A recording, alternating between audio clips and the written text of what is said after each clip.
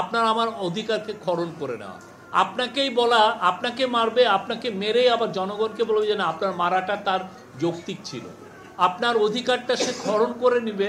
তখন কিন্তু কিছু সাংবাদিক আবার এই যে না ওর অধিকার খরণ করাটা সঠিক ছিল।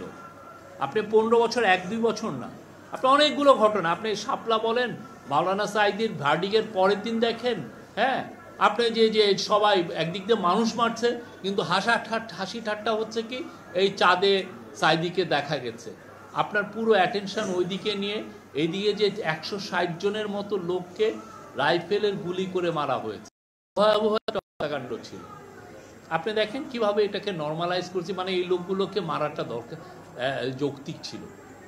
তারপরে আপনি ওই যে খালেদা জিয়ার যে একজন লিডার অব দ্য অপোজিশন, তার বাসার সামনে আপনি দিয়ে দিচ্ছেন, কি যেন বালির ট্রাক দিয়ে দিচ্ছেন, এবং কিছু সাংস্কৃতিক কর্মী ওইখানে আবার যাচ্ছেনও এটাকে করার জন্য। এবং ওইটারে আপনার ওই সময় ফেসবুকগুলো দেখেন যারা যারা এটা বলছেন, কি ভয়াবহ একটা সময়। এই সময়টাকে আমরা খুবই মেটিকুলাসলি আমরা এইটাকে রিসার্চের মাধ্যমে রাখবো, কার কি করেছেন, কে কিভাবে বয়ান তৈরি করছেন। কেউ যেন এটা বয়ান তৈরি করবেন আর আপনার সম্পর্কে লেখা হবে না এটা ভাইবেন না। প্রত্যেকটা জিনিস ওয়েল ডকুমেন্টেড থাকবে। আমাদের আগের জেনারেশন আমরা এটা ফেল করেছি, আমরা 74-এর ফ্যামিনকে নিয়ে লিখতে আমরা ফেল করেছি, আমরা রক্ষী বাহিনীর যে অত্যাচার সেটা নিয়ে আমরা ফেল করেছি। আমাদের এর আগে প্রচুর সমস্যা হয়েছে, প্রচুর আমাদের ফেলুর ছিল আমাদের যে রাষ্ট্র হিসাবে। প্রত্যেকটা জায়গায় আমরা এই ডকুমেন্টেশনে ফেল করেছি। আমরা এইবার জন্য ফেল না করি। কেন আমরা ফেল করব, মানে কেন আমাদের ফেল করতে, আমরা যাতে ফেল না করি এটার মূল কারণ হচ্ছে আমরা চাই আমাদের ফিউচার জেনারেশন যাতে আমরা যেটা ফেস করেছি সেটা যেন ওরা ফেস না করে। বাংলাদেশে যাতে এই রকমের স্বৈরতান্ত্রিক একটা স্বৈরতন্ত্রকে লেজিটিমাইজ করার যে বয়ান সেটা যেন আর জীবনে তৈরি না হয়। যেই ক্ষমতায় আসুক তার হয়ে জন্য কোনো সাংবাদিক দালালি করতে না হয়। এবং এই জন্য আমরা বারবার বলছি যে আমাদের ভুল ত্রুটি থাকলে এই গভর্নমেন্ট একটা এক্সাম্পল সেট করতে চাচ্ছে। আপনি আমার মিস্টেক থাকলে, আমার ভুল ত্রুটি থাকলে, আমার অন্যায় থাকলে আপনি জোর গলায় বলেন, জোর কলমে লেখেন, আমাদেরকে দেখিয়ে দেন যে না আপনার এখানে ভুল হচ্ছে। সাংবাদিকতা এটা হওয়া উচিত।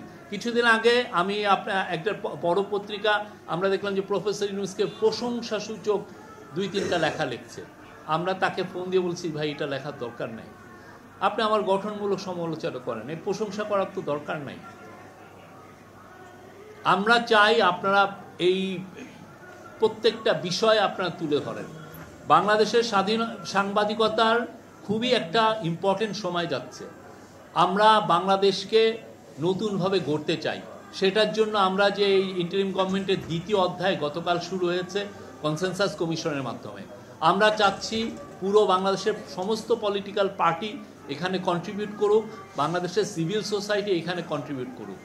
পলিটিক্যাল পার্টি তো তাদের কথা বক্তব্য দিবে, আপনারাও যেন সবাই মিলে আমরা যেন এই বক্তব্য দিতে পারি। আমরা কেমন বাংলাদেশ চাই, এমন একটা বাংলাদেশ যেখানে ফ্যাসিবাদের বয়ান কেউ তৈরি করবে না, যে তার অন্ধ হয়ে তার পার্টিকে ফলো করবে না, তার লিডার কিলিং করছে অথচ আপনি তাকে আপনি সাপোর্ট দিচ্ছেন। এই ধরনের জন্য পলিটিক্যাল সেট আপ যেন বাংলাদেশে না থাকে।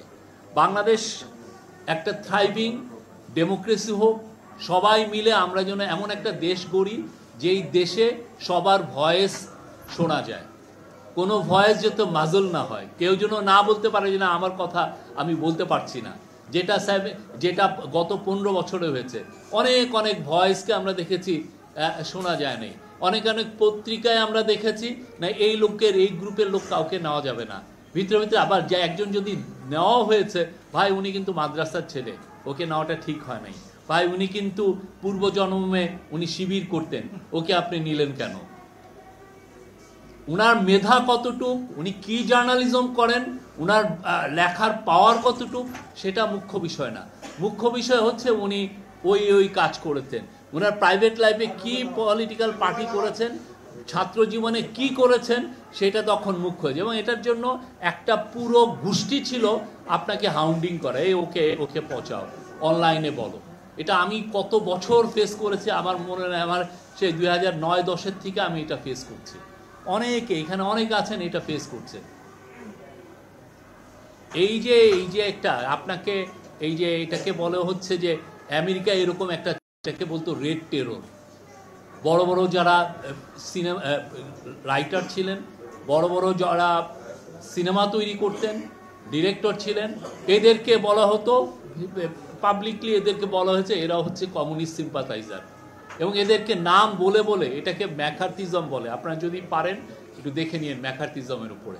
ম্যাকার্থিজম এই লোকগুলোর বয়ান, এই লোকগুলো যেহেতু কমিউনিস্ট, এর কোনো কথা একে সামনে আনা যাবে না, এর কোনো পাবলিক ফোরাম দেওয়া যাবে না, এর কোনো সিনেমা কোথাও কে সম্প্রচার করতে পারবে না।